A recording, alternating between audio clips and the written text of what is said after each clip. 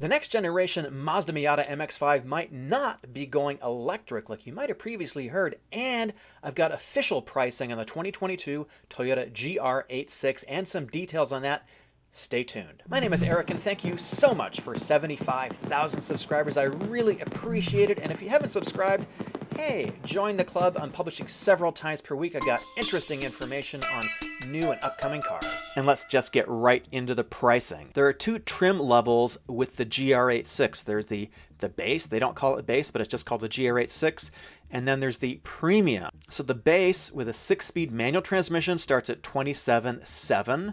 If you want to go up to the automatic, you're going to spend about $1,500 more. Premium starts at $30,300 and then goes up to $31,800. And just for comparison, let's take a look at the Subaru BRZ pricing. The Subaru is priced about $300 more across the range. It's a little bit confusing as to their nomenclature. They call premium, what Toyota calls premium is their higher level. BRZ is the lower level, and Limited is their higher level. So they are very, very similar cars mechanically. They're almost identical. We're going to talk about that in just a second, but let's look at the color palette, the different colors that you can get with the GR86. Feel free to pause these at any time. This is track bRED. As I recall seeing this color in person, it is not metallic. It's just a straight up flat color, although it's glossy, of course. There's no metal flakes in it. This is an additional cost color. Sorry, I don't know the price of the additional cost. I'm not sure if the configurator is going to be online at the time of this video. I couldn't get confirmation from Toyota, so definitely go check it out at toyota.com yourself. If not today, I expect it will be up very, very soon. This is Halo White, also an additional cost option. Trueno Blue, which I was not able to see in person. It was not at the launch. I do think this is metallic. It looks very nice. Sort of a darker color. This is Neptune Blue, which they did not have at the launch for some reason. There's no official press photos. This is from Gran Turismo, but there's also some shots of it, I guess, at some lot in Japan. This is the color that I'm personally hoping to get, and I do have one on order, or rather, I have a reservation for one, so these should be available in December, hoping early December. Don't quite have confirmation. Just check with your dealer if you want to go and order one. And one more shot of this. I'm a little partial to blue. I like the bright colors. Who can blame me? This is Pavement Gray. It's also metallic. They had steel silver at the launch, but I didn't get any photographs or video of it. It looks like a pretty standard, pretty light colored silver. This is from the BRZ. I think it's going to be the same color after all. These are made on the exact same assembly line. These are produced by Subaru. The engineering has been done by Toyota, but Subaru is the actual factory that's going to be producing these in Japan. This is from gr86.org. This is another shot of the Subaru. I think you're going to find the exact same color in the Toyota. And finally, Raven Black. I don't think they had one at the press launch. Again, I don't remember exactly, but I don't have any photographs of it, and there doesn't seem to be any official photos. Here is from gr86.org again. It's going to be black. And just in case you don't know, there's no turbo on these cars. They are not fast cars in a straight line. That's not what they're designed for. Go ahead and flame me in the comments, but that is not what this car is all about. If you want something that is in the same price point, and we're talking about $30,000 here, the new Nissan Z is not it. They have confirmed, at least on Twitter, that it is going to start at about $40,000. So we are talking about a $10,000 delta here. I don't really think they're quite competing in the same space. A lot more power there. You're getting 400 horsepower as opposed to the 228 horsepower that you're getting here from a naturally aspirated engine. This makes 184 pound-feet of torque, and it is a revelation on track in terms of powering out of the corners. There's so much more torque. The torque dip is almost completely gone, and this engine sounds better even though it does have some fake noises. It is a much more appealing and pleasing car to drive on track and on the street, and the manual transmission is very good. And quickly, some of the differences between the base and the premium. On the base, you get 17-inch wheels and tires with Goodyear Primacy tires on them, and they're not as grippy as the 18-inch wheels and tires, the 10-spoke that you get on the premium. Now, they all do come with LED headlights, and you get this, what they call steering response function. Basically, they're adaptive headlights so that the headlights swivel as you turn the front wheels. I love that feature. I think it's awesome, especially if you're on a winding mountain road in the evening and Who isn't? I mean, who isn't on a winding mountain road in the evening? Some of the other differences are that the audio system, you get only a 6-speaker system. In the base, you get an 8-speaker system. In the premium, it does sound a little bit better. I didn't do a lot of listening. Premium, from the exterior standpoint, you get a rear duckbill spoiler, which you don't get on the base. You do get the 18-inch wheels and tires, and you get better tires too. You get Michelin Pilot Sport, which is a lot grippier. They're 215/40 18s.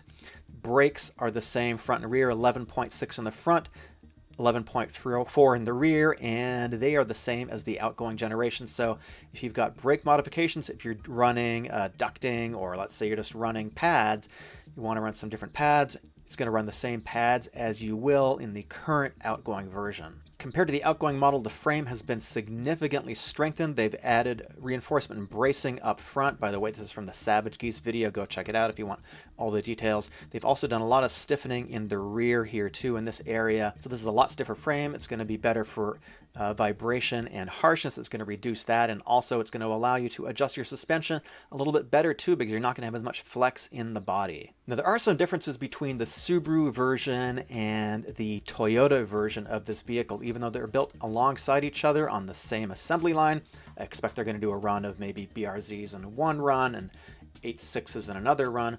But the knuckle is different now. What you get on the BRZ is you get an aluminum knuckle. Here on the 86, the GR86, you get a steel knuckle.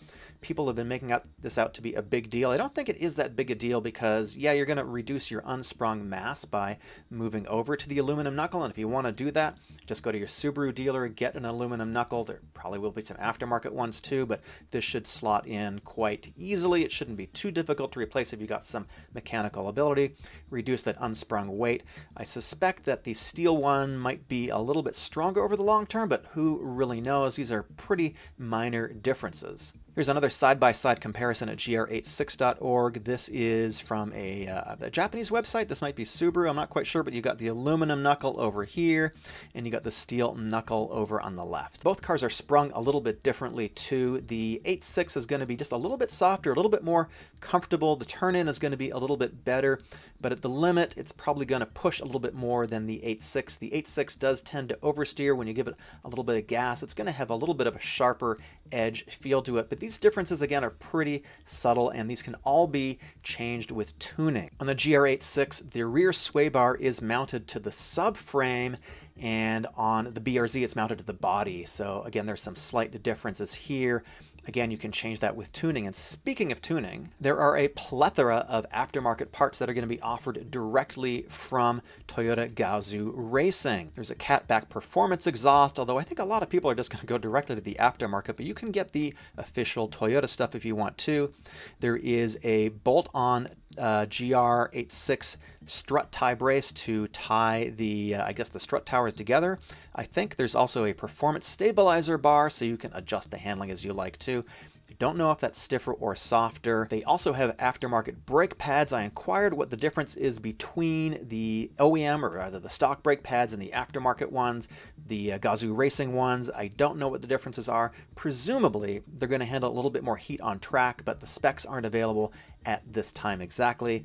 If they become available, I'll make another video on that and update you guys. There's also a short shift kit, which is probably pretty cool. I don't know the exact details of that either, but it should reduce the length between shifts. You can get aftermarket wheels from them, 18 or 17-inch bronze. Here they are. I'm not personally a fan of bronze wheels, but hey, that is all subjective. And they've got this really cool insert here that you can get. These fender vents are functional, by the way. They help move air through and reduce turbulence under the wheel well, which they say improves the stability of the vehicle at speed. There's also paint protection film, and you can get this unique looking shifter with the GR logo on it. You can get this for the manual and the automatic transmission. Now it's time to talk about the MX-5. The next generation MX-5, the Miata, should come out around 2024. So the current MX-5 has a 2-liter engine. It makes 181 horsepower at 7,000 RPM, 151 pound-feet of torque at 4,000 RPM.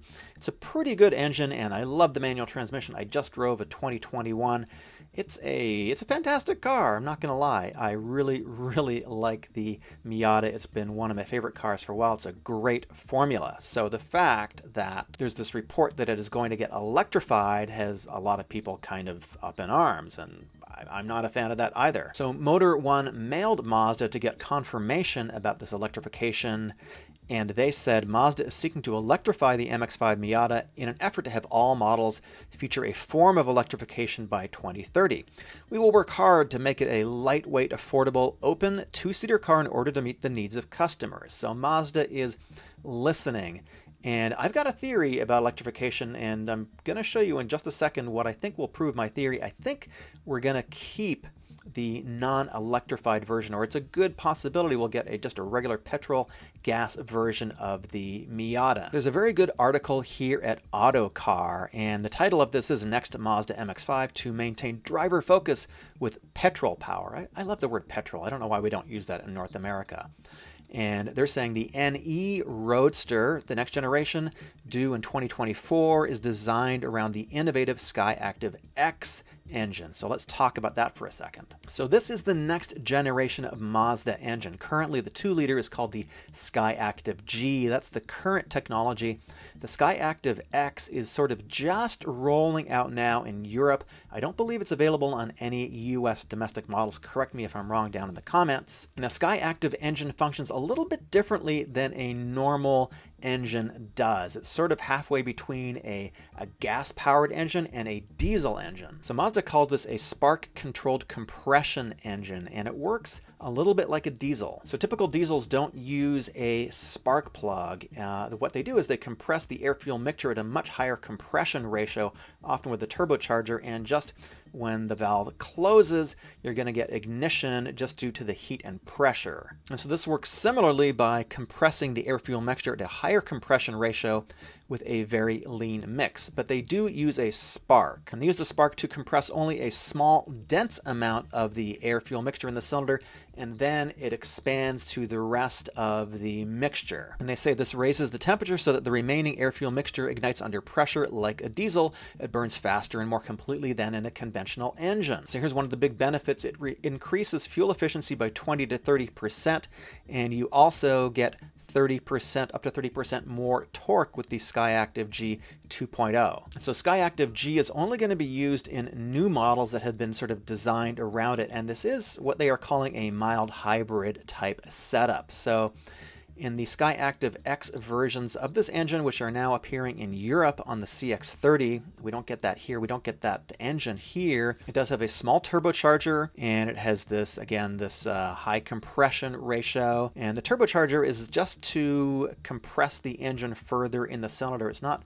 designed to create additional power like a traditional turbocharger does. Again, it's going to create efficiencies, and it is going to create more torque. So the current MX-30 in Europe has a 35.5 kilowatt battery pack, and that weighs 500 kilograms more than the current MX-5 convertible. So the philosophy of adding a battery to the MX-5 just seems like very antithetical. Even a small battery is going to add a lot of weight, but it is possible they will go hybrid and add some weight, but that doesn't really seem to be the Mazda approach to the MX-5. It's always been a super light car. It is one of the lightest cars on the market right now. It is a little over 2,300 pounds. So back over to the Mazda page here. Here is what I think we might see. So Skyactiv-X has been designed to work alongside electrification.